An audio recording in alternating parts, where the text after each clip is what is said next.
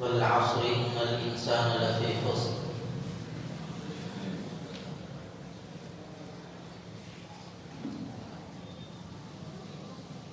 إلا الذين آمنوا وعملوا الصالحات وتواصوا بالحق وتواصوا بالصبر.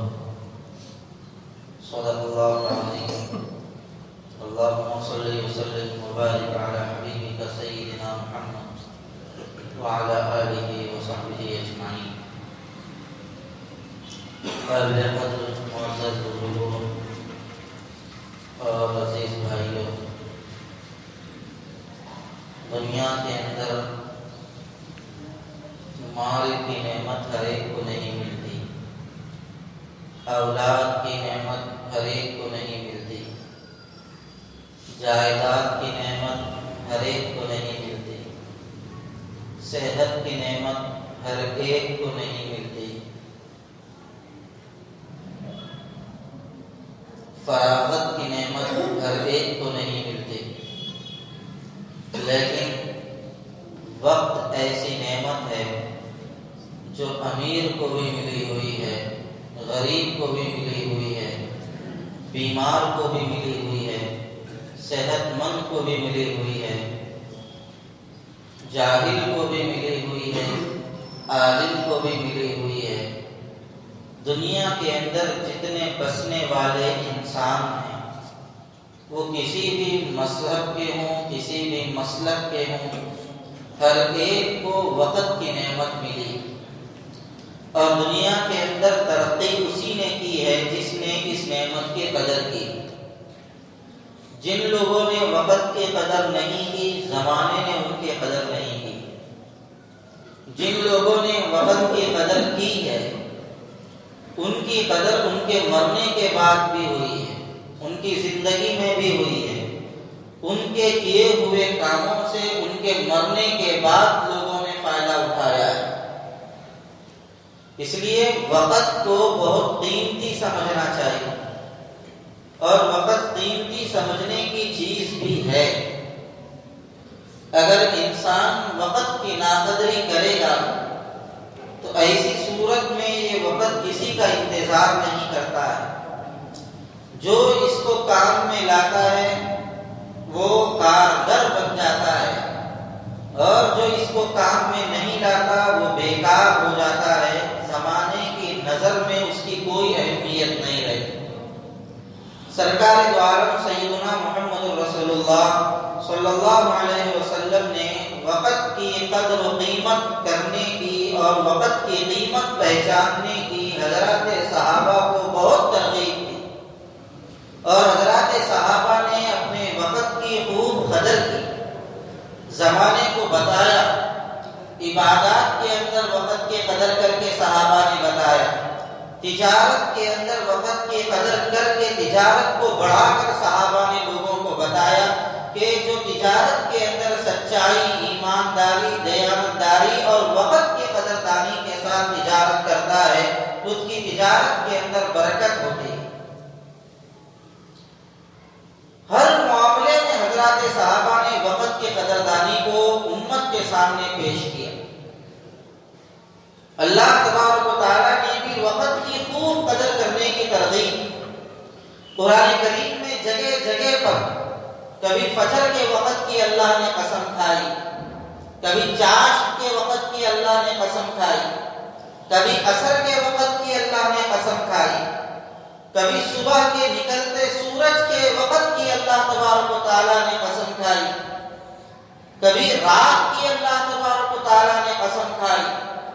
اور یہ قسم کھانے کا مطلب یہ نہیں ہے کہ اللہ تبارک و تعالیٰ کو قسم کھانے کی ضرورت پڑی ہے، بلکہ اللہ نے قسم اس لیے کھائی ہے کہ لوگوں کو سمجھ میں آئے کہ دیکھو تمہارا پیدا کرنے والا بے عیب خدا جس چیز کی قسم کھا رہا ہے تم کو اس کی قدر معلوم ہو جانا چاہیے۔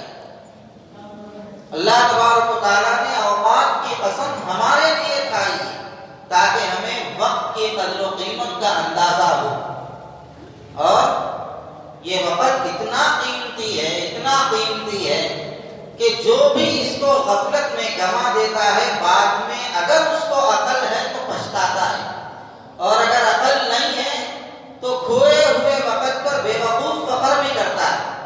اس لیے بڑوں نے ایک بات اچھی طریقے سے فرمائی ہے، وقت کی قدردانی کرنے والا عقل مند ہے اور وقت کی ناقدری کرنے والا بے وقوف۔ سرکار عالم سیدنا محمد رسول اللہ صلی اللہ علیہ وسلم کی ذات محترم نے بھی اس چیز کو سمجھایا اور فرمایا کہ بیماری سے پہلے صحت کی قدر کر لو، موت سے پہلے زندگی کی قدر کر لو، مشغولی سے پہلے تم فراغت کی قدر کر لو، کیا پتہ بعد میں آنے والا وقت کیسا ہو اور تمہیں بعد میں تمہاری صحت رہے نہ رہے، فراغت تمہارے پاس رہے نہ رہے اور تمہارے پاس مال و جائیداد رہے نہ رہے، لہذا اب ہے تو ابھی اس کو کچھ کام میں لے آؤ۔ وقت کی قدر و قیمت کے سلسلے میں ہمارے پاس بہت زیادہ غفلت برتی جاتی ہے، جبکہ وقت کی قدر کرنے والوں نے ایسی وقت کی قدر کی ہے کہ آج بھی زمانہ ان کے نام پر رشک کرتا ہے۔ حضرت امام ابو یوسف رحمۃ اللہ علیہ بہت بڑے اللہ والے گزرے، امام اعظم ابو حنیفہ رحمۃ اللہ علیہ کے بہت ہی محبوب اور بہت ہی خاص شاگرد تھے، اور امام ابو یوسف رحمۃ اللہ علیہ امام اعظم ابو حنیفہ رحمۃ اللہ علیہ کے پاس روزانہ فجر کی نماز پڑھا کرتے تھے، وقت کے اتنے پابند۔ انہوں نے کبھی بھی وقت فجر کی نماز امام صاحب کے پیچھے قضا نہیں کی، یہاں تک کہ ایک مرتبہ ان کے فرزند کا انتقال ہو گیا، تو ایسی صورت میں انہوں نے فرزند کی تدفین اور تکفین کی ذمہ داری اپنے رشتہ داروں، دوست و احباب کے حوالے کر دی اور کہا کہ میرا روزانہ امام صاحب کے پیچھے فجر کی نماز پڑھ کر درس میں حاضر ہونے کا معمول ہے، لہذا تم لوگ یہ ذمہ داری سنبھال لو۔ تو لوگوں نے ان کے معمولات کی پابندی کو دیکھ کر، ان کے اوقات کی پابندی کو دیکھ کر لوگ تیار ہو گئے اور یہ اپنے بیٹے کے جنازے کی ذمہ داری کسی اور کے حوالے کر کے اپنے اوقات کی حفاظت کے لیے وہاں پر پہنچے۔ ہم اتنا تو نہیں کر سکتے، لیکن کم سے کم اتنا تو ضرور کر سکتے ہیں، جتنے اپنے بس میں ہے وقت کی حفاظت کرنے کا کام اتنا تو ہم کر سکتے ہیں۔ امام ابو یوسف رحمۃ اللہ علیہ قاضی القضات اور اپنے وقت کی ایسی قدر کرتے تھے کہ کتابوں کے اندر لکھا ہے کہ ان کے انتقال کا وقت قریب آ گیا، تھوڑی بے ہوشی طاری ہو جاتی پھر تھوڑا ہوش آتا، تھوڑی بے ہوشی طاری ہو جاتی پھر تھوڑا ہوش آتا۔ ان کے شاگرد حضرت ابراہیم ان کے پاس آئے اور آ کر ان سے پوچھا، حضرت آپ کی صحت کیسی ہے؟ میں آپ کی عیادت کے لیے آیا ہوا ہوں۔ تو انہوں نے ان سے ایک مسئلہ پوچھا، مسئلہ یہ پوچھا کہ یہ بتاؤ کہ حاجی حج کے اندر شیطان کو جو کنکری مارتا ہے اس کو رمی کہتے ہیں، تو رمی سواری پر کرنا افضل ہے یا پیدل کرنا افضل ہے؟ تو حضرت ابراہیم نے ان سے کہا کہ حضرت آپ کی طبیعت ناساز ہے اور آپ ایسی وقت میں بھی ایک علمی مسئلے کے اندر اور ایک فقہی مسئلے کے اندر اپنے ذہن کو لگائے ہوئے ہیں، آپ اپنی صحت کی فکر کیجئے۔ تو فرمایا صحت کی کوئی فکر کرنے کی ضرورت نہیں ہے، جتنا وقت باقی ہے اتنا وقت علم کے اندر اور دین کے حاصل کرنے کے اندر لگا لو، اس کو ضائع مت کرو۔ لہذا حضرت ابراہیم نے ان سے کہا کہ رمی سواری پر کرنا افضل ہے، تو امام ابو یوسف رحمۃ اللہ علیہ نے فرمایا غلط ہے جواب۔ تو پھر انہوں نے کہا کہ پیدل کرنا افضل ہے، تو امام ابو یوسف رحمۃ اللہ علیہ نے فرمایا یہ جواب بھی غلط ہے۔ تو حضرت ابراہیم نے کہا کہ آپ ہی بتا دیجئے کون سا صحیح جواب ہے؟ تو فرمایا ایک شیطان کو کنکری مارنے کے بعد دوسرے شیطان کو بھی کنکری اگر مارنا ہے، ایک رمی کے بعد دوسری رمی کرنا اگر ہے تو پیدل شیطان کو کنکری مارنا افضل ہے، اور اگر ایک شیطان آخری شیطان کو کنکری مارنے کے بعد پھر دوسرے شیطان کو کنکری مارنا نہیں ہے تو ایسی صورت میں سوار ہو کر رمی کرنا افضل ہے۔ یہ مسئلہ بتایا، یہ مسئلہ انہوں نے سن لیا، مسئلہ سن کے دروازے تک بھی نہیں گئے تھے حضرت ابراہیم، گھر میں اور پوچھا تو پتا چلا کہ ابھی ابھی حضرت امام ابو یوسف کا انتقال ہو گیا۔ آپ اندازہ لگائیے، موت سر پہ کھڑی ہے، لیکن ایسے وقت میں بھی اپنے اوقات کو ضائع کرنے کے لیے تیار نہیں، ایک علمی مسئلے کی چھان بین اور ایک علمی مسئلہ بتانے کے اندر لگے ہوئے ہیں۔ ایک بزرگ ایک عالم دین کے پاس آئے، وہ بھی مرض الوفات کے اندر تھے، تو انہوں نے عالم دین سے مسئلہ پوچھا، تو اس عالم نے کہا کہ تمہاری حالت تو اب تک پر ہے، اب کیا کرو گے مسئلہ معلوم کر کے؟ تو انہوں نے کہا کہ ایک مسئلہ جان کر مرنا بہتر ہے یا اس مسئلے سے جاہل رہ کے مرنا بہتر ہے؟ میں چاہتا ہوں کہ جو 2-4 سانسیں باقی ہیں وہ مسئلہ مجھے معلوم ہو جائے، اس کا مجھے علم حاصل ہو جائے، اس کے بعد میں مرنا گوارا کرتا ہوں۔ آپ اندازہ لگائیے، تب جا کر ان لوگوں کی قدر و قیمت زمانے کے اندر ہوئی، اور ان کے مرنے کے بعد بھی زمانہ ان کے کام سے فائدہ اٹھا رہا ہے۔ ایک انگریز کو ایسی بیماری ہو گئی کہ جس کے اندر اس کو بتایا گیا کہ اب تم تھوڑے دنوں کے مہمان ہو۔ ڈاکٹروں نے ان سے کہا کہ تم اتنے دن، مثال کے طور پہ تم 100 دن دنیا کے اندر رہنے والے ہو، اور اس کے بعد تمہارا وقت آ جائے گا، تم مر جاؤ گے، تمہیں مہلک بیماری ہو گئی۔ تو اگر کوئی ڈاکٹر ہم سے یہ کہہ دیتا تو 100 دن میں سے 50 دن خالی رونے میں ہی گزار دیتے تھے، 25 دن لوگوں کے سامنے گلے شکوے میں گزار دیتے تھے، اور 25 دن ہیبت میں ہی مر جاتے تھے۔ بلکہ اگر کسی کو معلوم ہو گیا 100 دن میں مر رہا تو 10 دن میں ہی مر جاتا ہیبت کھا کے۔ لیکن جس کو کچھ کرنا ہوتا ہے، جو اپنے اوقات کی قدر کرتا ہے، وہ کچھ کر کے مرتا ہے۔ تو اس انگریز نے دیکھا کہ میری زندگی کے 100 دن باقی ہیں، تو اس نے یہ کیا کہ جو طب کا علم ہے، یعنی ڈاکٹری کا جو علم ہے عربی زبان کے اندر ہے، اس کو اپنی زبان میں یعنی انگریزی زبان میں منتقل کر دینا چاہیے۔ اس نے یہ سوچ کر پہلے عربی سیکھی، جلد سے جلد عربی سیکھ کر اس نے چند کتابوں کو ٹارگیٹ بنایا کہ یہ کتابیں بڑی اہم ہیں، اور ان کتابوں کا اس نے ترجمہ کیا۔ ادھر اس کی کتاب کا ترجمہ صبح میں پورا ہوا، شام ہونے سے پہلے پہلے اس کا انتقال ہو گیا۔ تو کام کرنے والے ایسا کام کر کے دنیا سے جاتے ہیں۔ ہمارا حال یہ ہے، نہ ہم دین کا کام کرتے ہیں نہ دنیا کا کام کرتے ہیں، بیکاری کے کام کو بھی کام سمجھتے ہیں۔ کسی صاحب نے بہت اچھی بات کہی کہ اس زمانے میں مصروف تو سب ہیں لیکن کام کسی کے پاس نہیں۔ ارے کیا صاحب کہاں ہے؟ ذرا مصروف ہو۔ کیا کام کر رہے تھے صاحب؟ میں ذرا تھوڑا بیٹھا تھا ہوٹل میں، مصروف تھا۔ ارے صاحب کہاں ہے صاحب؟ ارے ذرا یہاں پہ ہوں۔ کیا ہے؟ ذرا مصروف ہے۔ کیا کر رہے ہیں؟ گٹکا کھا رہا ہوں۔ ارے صاحب کہاں ہے؟ ارے ذرا تلاؤ ہو رہی تھی، ذرا تو کش مار لینے گیا تھا۔ یہ ہماری مصروفیت، اور اسی مصروفیت نے سب کو تباہ کر کے رکھ دیا۔ راتوں میں غلط جاگنا اور دن میں غلط سونا، اپنے اوقات کی کوئی حفاظت نہ کرنا، 2 دن کام کر کے 4 دن بیکار پھرنا، ذرا اچھے کپڑے کیا پہن لیے لوگوں کے سامنے تن کے آنا، ذرا 2-4 پیسے کیا جیب میں آ گئے، آسمان ان کی باتوں کے آگے چھوٹا ہے۔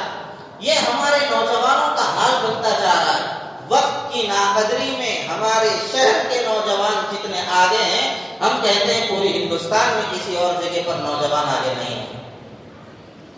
اور آج جنوری کا پہلا دن ہے، کئی لوگ ایک دوسرے کو مبارکباد، نیا سال مبارک، ایک دوسرے کو مبارکبادی پیش کر رہے ہیں۔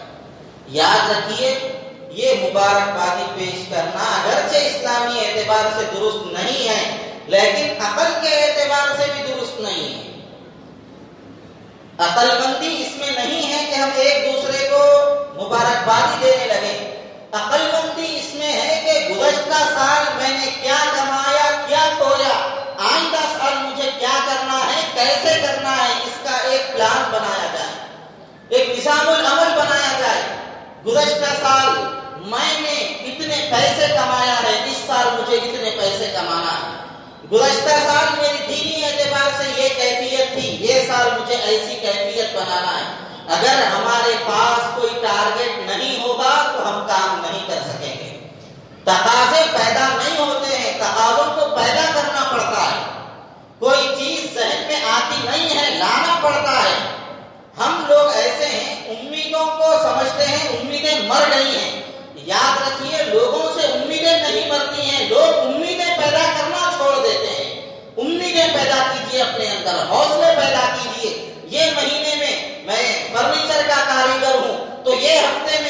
گزشتہ ہفتے میں نے 5,000 کا کام کیا تھا، یہ ہفتے مجھے 10,000 کا کام کرنا ہے۔ ٹارگٹ اونچا رکھیے، تو آپ 10,000 تک نہیں آئیں گے تو کم از کم آپ 8,000 تک تو آ جائیں گے۔ آپ نے فلاں جگہ پر گزشتہ سال فلاں جگہ پر نوکری کی ہے، آپ نے جائزہ لیا کہ 9 بجے تک میں نوکری کر رہا ہوں، اس کے بعد میرے پاس اتنا وقت خالی ہے، میں رات میں 11 بجے سونے کا میرا معمول ہے، 9 10 11 3 گھنٹے میرے پاس خالی ہیں، تو 1 گھنٹہ کھانے پینے میں، دیگر مصروفیات میں، دوستوں سے ملاقات میں میرا گزر جائے، تو یہ 2 گھنٹے میں کیا کام کروں، یہ ہمارے پاس پلان ہونا چاہیے۔ یا تو اس میں میرا دین کا فائدہ ہو یا تو میرا دنیا کا فائدہ ہو۔ کسی نے بہت اچھی بات کہی تھی، رات اگر چھوٹی کیوں نہ ہو خواب بڑے دیکھا کرو۔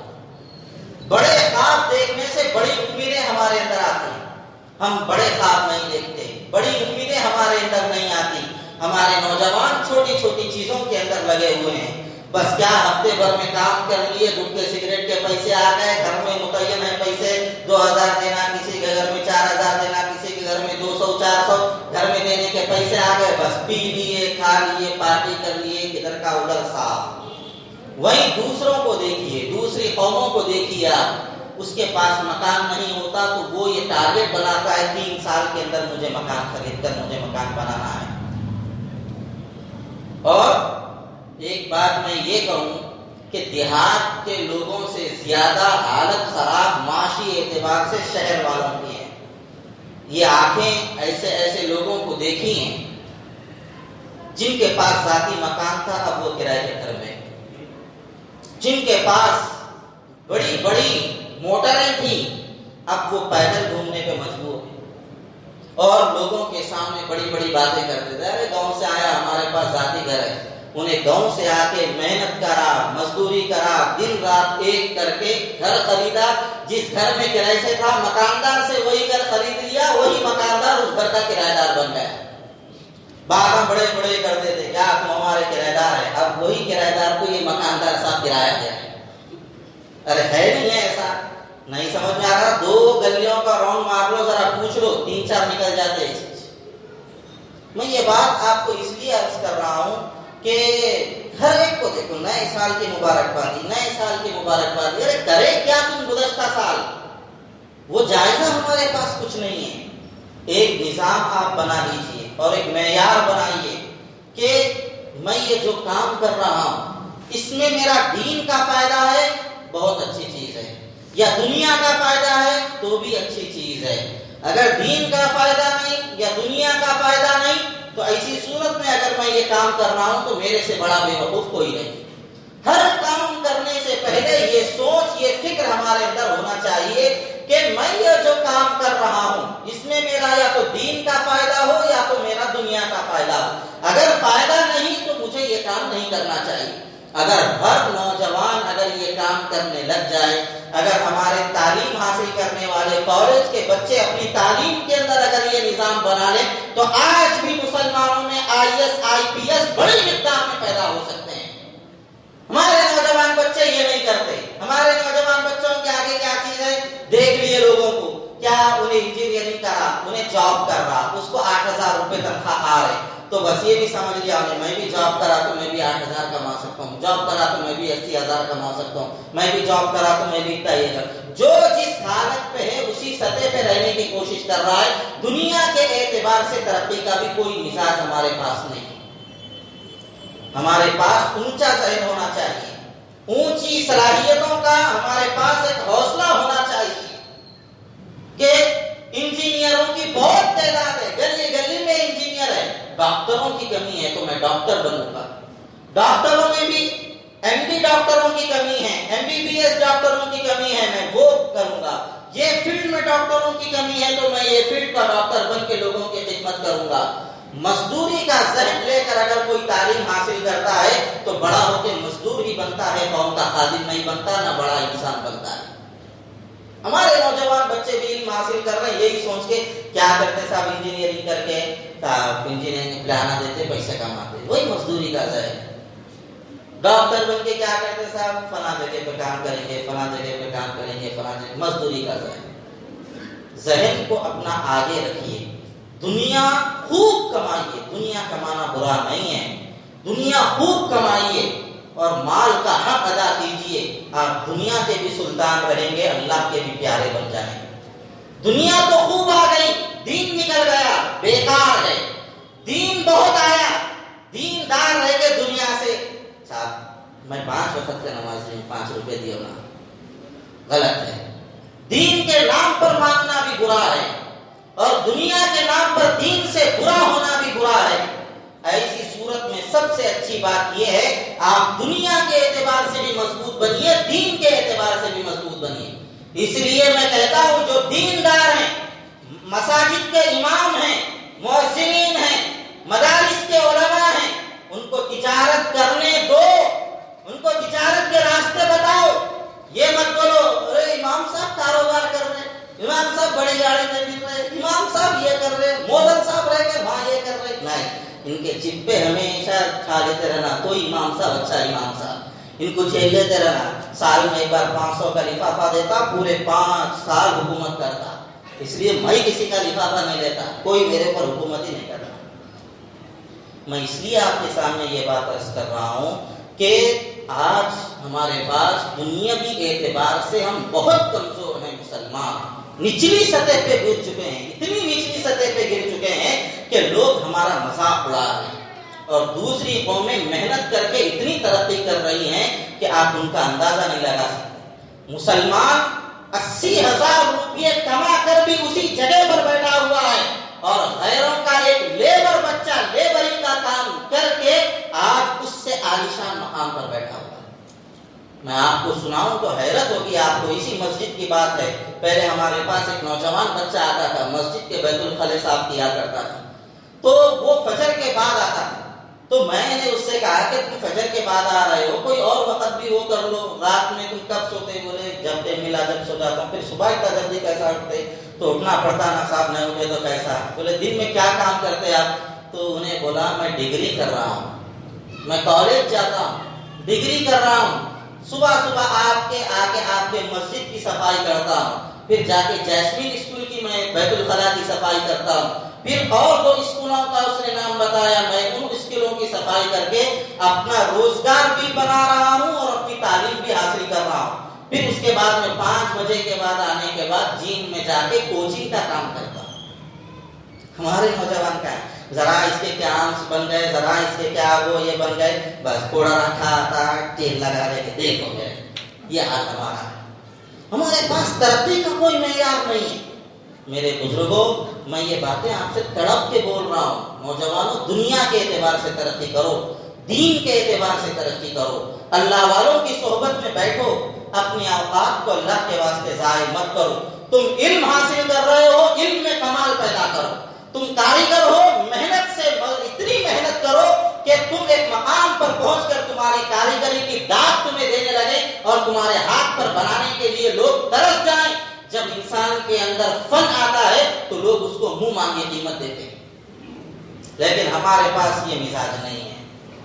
اس لیے جو میدان میں ہم ہیں اس میدان میں ہمیں ترقی کرنا چاہیے۔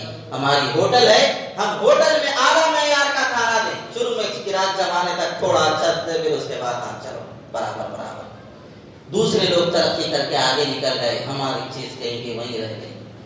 ایسا مت کیجیے آپ۔ حلال کمانے کے لیے کسی سے ڈرنے کی ضرورت نہیں، کسی سے گھبرانے کی ضرورت نہیں ہے۔ حلال کمائیے، حلال کمانے کا مزاج بنائیے۔ حلال کمانا بھی دین ہے، یہ دین سے ہٹ کر نہیں ہے۔ اس پہ نیکی ملے گی، اس پہ ثواب ملے گا، اللہ راضی ہوگا، اللہ کے رسول صلی اللہ علیہ وسلم فخر کریں گے قیامت کے دن، یہ ایسا مزدور ہے، یہ ایسا انسان ہے، اس کے ہاتھوں نے مزدوری کر کے اپنی پیٹ پالا ہے، حلال کمائی ہے۔ قیامت کے دن اللہ کے نبی بوسہ دیں گے آپ کے ہاتھوں۔ اس لیے دین کے اعتبار سے 5 وقت کی نمازوں کی پابندی کیجیے۔ دیکھیے اسلام کے اندر جتنی چیزیں ہیں وقت پر ہیں۔ ظہر کی نماز اس کے وقت پر، عصر کی نماز اس کے وقت پر، مغرب کی نماز کا ایک وقت متعین، عشاء کی نماز کا ایک وقت متعین، فجر کی نماز کا ایک وقت متعین ہے۔ نمازوں کا ایک وقت متعین، روزے ہیں، روزوں کا بھی ایک وقت متعین ہے، حج ہے، حج کے بھی ایام متعین ہیں، اور زکات دینا ہے آپ کو، تو اتنا سے اتنا وقت گزرنے کے بعد آپ کے پاس مال باقی ہے تو آپ زکات دیجئے، اس کا بھی وقت متعین کیا گیا ہے۔ اسلام کے جتنے فرائض ہیں سب کے لیے اوقات متعین ہیں، وہ اس لیے کہ مسلمان نظام الاوقات کا پابند ہو جائے۔ اللہ چاہتا تو کہہ دیتا دن میں 5 نمازیں فرض ہے کبھی بھی پڑھ لو، نہیں، تمہیں پابند بننا ہے، اوقات کا پابند بننا ہے۔ 11 بجے آدھا بولتا مسلمان، 11 بجے ارے 11:30 ہو گئے، 12 بج گئے، 11:30 کیا ایسا ہو گیا؟ بولتے جانا کیا مشین ہے کیا؟ وہی غیر کو بولو آپ 11 بجے 10:55 کو رہتا ہوں، اگر میں غلط بول رہا ہوں تو آپ بولیے، میری باتیں کڑوی اگر مجھے بہت دکھ رہی ہیں، یہ کیا باتیں کر رہا ہے بولے ایسا دکھ رہا ہوں گا، اگر یہ باتیں سمجھ میں آ گئے نا بہت کام کے بن جاتے ہیں۔ اس لیے ان باتوں کی طرف توجہ کریں، اللہ تبارک و تعالیٰ صحیح معامل کی اپنے کرم سے توفیق عطا فرمائے۔ دوسری بات یہ ہے کہ ذرا ہمارا جو مزاج ہے، جو ضرورت ہے وہ بیان کرنے کا مزاج ہے، اپنا علم چھانٹ لینے کا مزاج ہمارا نہیں ہے۔ جس چیز کی ضرورت ہے نوجوانوں کو اس وقت معاشرے کو، میں وہ بات آپ کے سامنے عرض کرتا ہوں، چاہے کڑوی دکھے تو بھی کیا کرنے کا ہے، صحیح بات ہے، اچھی دکھی تو بہت اچھی بات ہے۔ اب ڈاکٹر کو جا کے بولے کڑوی نکو دیو،